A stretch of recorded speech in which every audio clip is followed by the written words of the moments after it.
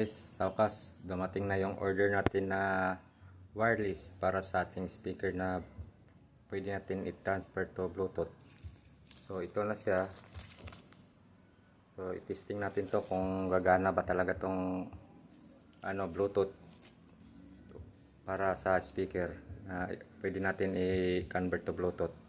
Kasi yung speaker natin pang lang siya, wala siyang Bluetooth. So, kailangan natin gawa ng paraan para makapatugtog tayo ng Bluetooth. Gusto natin tong natin sa Shopee. Unbox natin yung Bluetooth natin na binili. Okay ba siya?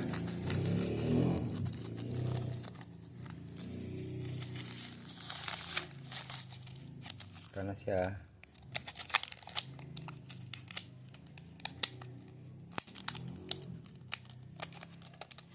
Yung laman,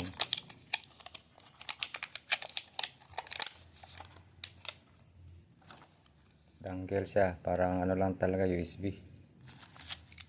So andito yung mga niya, guide paano ang so pero sobrang liit ng pakasulat, din natin makikita. So testing na lang natin to sa ating component kung ano ba siya, magana. Ang component natin, wala siyang DVD player, wala rin siyang cassette player.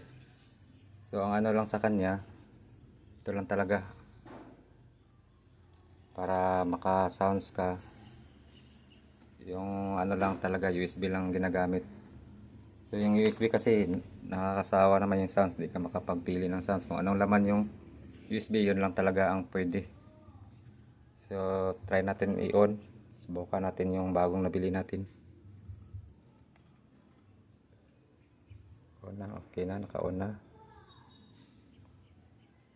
Yun na siya. So yung USB, tatanggalin natin yan, palit natin yung bagong binili natin kung gagana ba siya.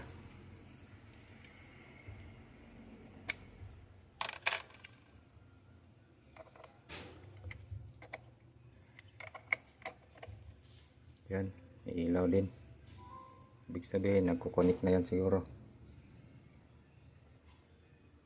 Yan. Try natin i-connect sa Bluetooth. I-pairing natin sa cellphone kung talagang gagana siya. Ano ba? I-pairing natin sa Bluetooth.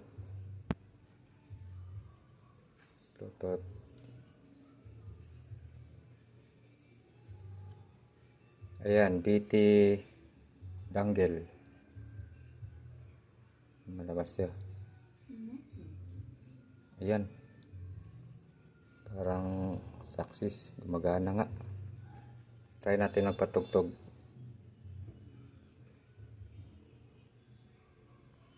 Natin ang music. Ito.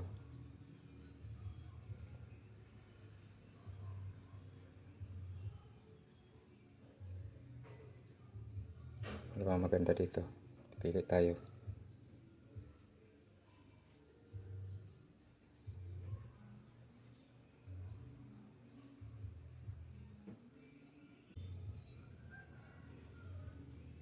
Ito na lang.